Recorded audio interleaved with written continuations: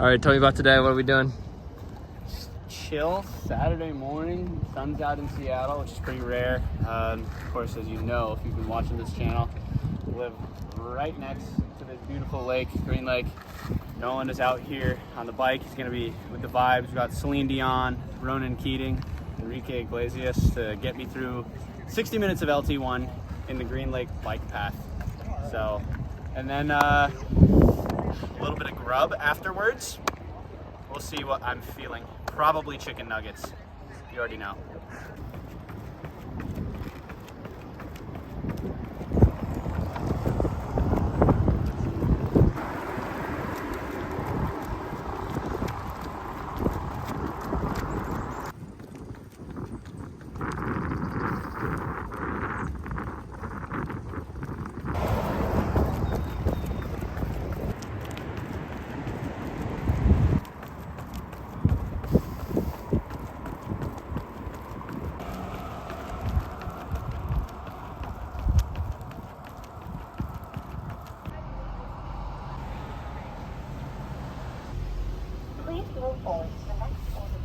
Yes, ma'am.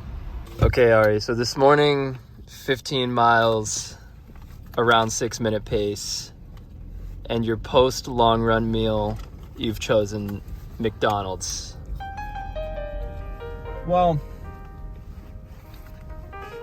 certainly I don't have the best diet, but that's why I would like to thank Athletic Greens for sponsoring this video, because I use AG1 to fill in all the gaps. So I feel pretty comfortable eating McNuggets and fries after a long run because I'm getting 75 vitamins, minerals, superfoods, probiotics, and adaptogens in this little glass right here.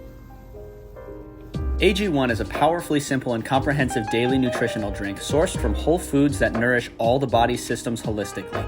I'm extremely busy training, making videos, music, and as you can see, I often turn to the easy food options, so AG1 solves two of my most important health needs: filling in the gaps to ensure my body is getting the nutrients it needs each day, and building the foundation of long-term gut health. A daily routine like drinking AG1 helps me set my intentions and start each day on the right path, and it's as simple as mixing 1 scoop with water so it fits into my day seamlessly. My favorite aspect of AG1 is how it helps to support my immunity with zinc and functional mushrooms, and AG1's 2 hero probiotics promote diversity in my gut microbiome, a core aspect of overall immune health. As a professional athlete training my butt off, I'm often riding the red line, so mitigating sickness is a massive part of continuing to progress in sport. AG1 is NSF certified for sports, so I know that what is on the label is actually what's going into my body. You might think that with everything AG1 includes, it would taste horrible, but it's actually very light and has a hint of fruitiness on the back end, so I quite enjoy drinking it. Athletic Greens is giving my viewers a free 1-year supply of immune-supporting vitamin D3 and K2 and 5 free AG1 travel packs with your first purchase. So head to athleticgreens.com/AriCloud to get started on your order. All right, guys, what's going on? As the title suggests, the main subject this week is weight. Huge, somewhat controversial subject, but it's important to talk about, and it's relevant to my own experience over the past 2.5 years, as this video will go into. Huge shout out to couple.com. It's been a year at this point, actually, since they reached out offering to cover my Chipotle expenses, and what a great year it's been. Yeah, shout out to couple.com. Anyway, so this is a hybrid video about why your race weight does and maybe doesn't matter, and also a contrast of my running form over the past 2.5 years, because it has changed as I've gained a somewhat significant amount of weight and gone into new sports. So I went snowboarding last week for the first time. I've never been snowboarding or skiing, but for a reason I will mention in this vlog, I had to go snowboarding. Guys, welcome to this week's vlog. I'm not exercising today. I am going snowboarding. Oh, this is crazy, guys. The things you do to impress a girl. Anyway, rented this snowboard and these boots, and I bummed everything else off of Randy. So, shout out Randy. Oh, she caught me vlogging.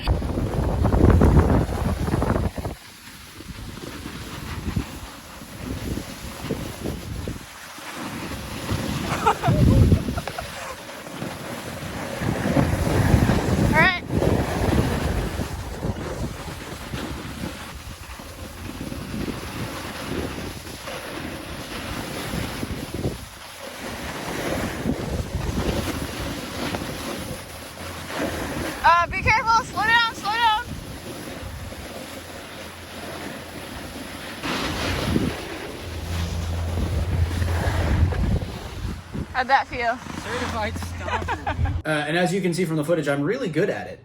First time. Surprisingly good. Well, I mean, I'm not good, but I was able to stay on the board, which I was really happy with. On to the main subject of this video. I have on my laptop here, I have 2 videos from 2.5 years apart, and I'll just let them go. It's only a 5 or 6 second clip, but the video on the left is from June or July 2020 in Boulder, Colorado, and the video on the right is from a couple weeks ago here in Seattle, working out with Spencer, 10x400. We are running the exact same pace in both of these videos. It's a 64-second 400. I am wearing Nike Vaporfly Next Percents in the video on the right. Those didn't, I think they existed in 2020, but we were not wearing them. They were not commonplace yet. But in my defense, they are a really beat-in pair. I've been working out and racing in them. Well, first I was racing in them, and then I sort of retired them from racing and have been working out in them since. So they are about as beat-in a pair of carbon shoes as you can get. So not that, full bounce that you would get from a new or even lightly used pair of carbon shoes. Still probably a slight benefit compared to the Streak LTs, which is what I'm wearing in the video on the left. That's what I worked out in for basically a decade from high school. That was the shoe, Streak LT2, and then they came out with the 3 and the 4. Great shoe. Probably my favorite shoe, honestly. Anyway, as I mentioned, running the same pace, same rep length, 400 meters. Don't remember exactly what the workout on the left was, but I think also similar volume into the workout. So really good comparison for running technique. And as I mentioned, on the left, I was 150 pounds, and on the right, I'm 165 pounds. So a 15-pound weight difference over 2.5 years. As I'll explain, my running form has had to change to adapt. So I mentioned in last week's video when I was talking about trying to break 4 for the mile, there was a while in there for when I transitioned into triathlon where I was running really poorly for my own standards. And even now, I'm kind of just getting back to the level I feel like I was at, 2-3 years ago. But the interesting thing was the weight, those 15 pounds, actually, I've been in the 165 range for probably 1.5 years at this point. That weight came on really quickly when I started triathlon and just kind of settled there. All right, I forget what I was talking about. We got Spencer in the background now. There are 4 main differences in my running form between these 2 videos. And the first one, and you probably can't tell when I just play them, but on the left I'm taking 212 steps per minute, and on the right I'm taking 205 steps per minute. So 2.5 years later, I'm taking 7 steps fewer per minute at the same pace, at 64-second 400-meter pace. And granted, maybe the carbon shoes account for a little bit of that, but I don't believe it accounts for that much given I've beaten the out of them for like 1.5 years, this pair of shoes. So they're not providing that much more energy return than this pair of Streak LTs that I was wearing. So I'm taking 7 fewer steps per minute at the same speed. So where is that extra power coming from? I'm propelling myself a little bit further every single step, and it makes sense. I have 15 pounds of extra muscle. Some of it is upper body muscle from swimming, but granted, your arm swing can help propel you forward and stabilize. And then I've certainly gained some muscles in my glutes and my quads and my hamstrings from cycling. So there is more muscle here to work with to push myself forward each step, and that is certainly part of it. But I also need to produce more power now that I have 15 more pounds to carry around. So the first difference is, 7 fewer steps per minute. The second difference I want to highlight is the angle of my arms. So you can see here in this freeze frame, this is my right arm. It's at full extension. It's at a near 90-degree angle. And you can see on the left, also my right arm, but granted it's on the camera's on the inside of the track on that one. You can see it's almost like a 45-degree angle. So if you think about when you have your arm at a 90-degree angle, that's more how a sprinter would run. It's a much more powerful way to bring your arm all the way back. It's much more of a counterbalance. And when you're pushing yourself forward the other direction, it's a more powerful way to run. That's more how a sprinter would run versus, let's say, a Kenyan marathoner.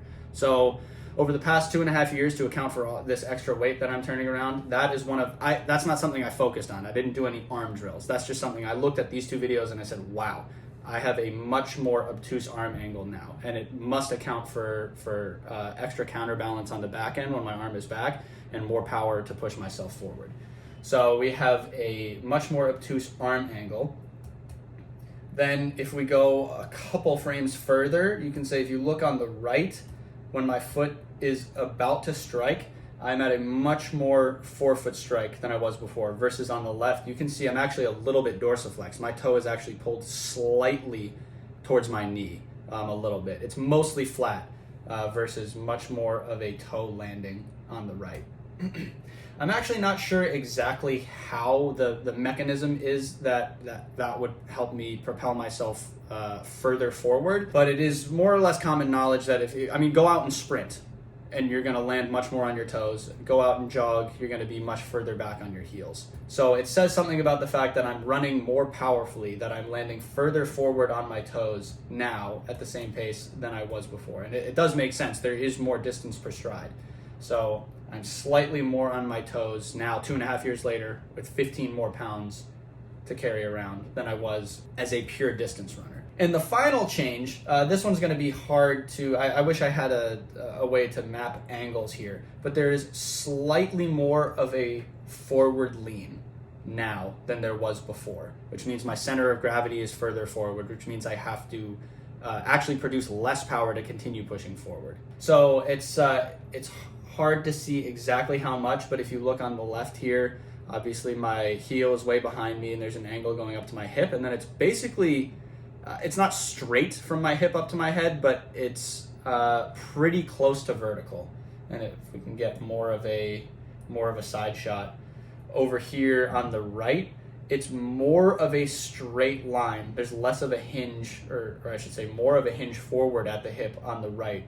The line from my heel to the top of my head is straighter. So again, it pushes my center of gravity is further forward. So it's almost like I'm braking less. It's like I'm falling forward, and all I have to do is just kind of lightly hop onto the next step and keep my balance. So cadence, arm carriage, more of a forefoot strike, and more of a forward lean are all things I would say overall I'm running more biomechanically efficient. I'm running, I have a more powerful stride, which is necessary because, again, I'm 165 pounds now, so I have to push a lot more weight forward than I did when I was 150 pounds. So all of this is to say that I didn't try to gain weight and I didn't try to change my running form. It just happened naturally over time. Oh, God damn it. No, what up? It's fine. I'll just cut this out of the video. I'm just doing a little filming. I'll cut you out of the video. Oh, it's my video. I didn't try to gain weight. It just happened. It was a natural adaptation. I didn't try to change my form, but that was also a very natural adaptation. Like I said, I didn't do any drills to change my form. All that happened is I kept running, and when you do a suitably complex motion that has that requires changes in your neural pathway, your body will naturally, over time, find the most mechanically efficient way for you to do it. So, and I believe it's the same with swimming. I don't think I don't work on my technique much. I think if I just do it for 10 years, my body will naturally find the most efficient way to move through the water. Yeah, so the point of this video is don't try to lose weight. Just train, eat, fuel yourself, and your body will naturally make adaptations to make you a more efficient athlete in whatever disciplines you're doing. So yeah, stop obsessing over your race weight. Hope you enjoyed this video, much more of an analysis style, not too much of vlogging went on. Yeah, peace out, guys. Shout out couple.com, shout out Mock Apparel, shout out Ketone IQ. Have a good day. What up, Randy? What up? If you made it this far, you're a real one. Little addendum to the end of the video. I'm going to be doing a little sit-down style interview with 10 questions. We're crowdsourcing the questions, so comment down below what you would like asked in this interview. Yeah, so that's it.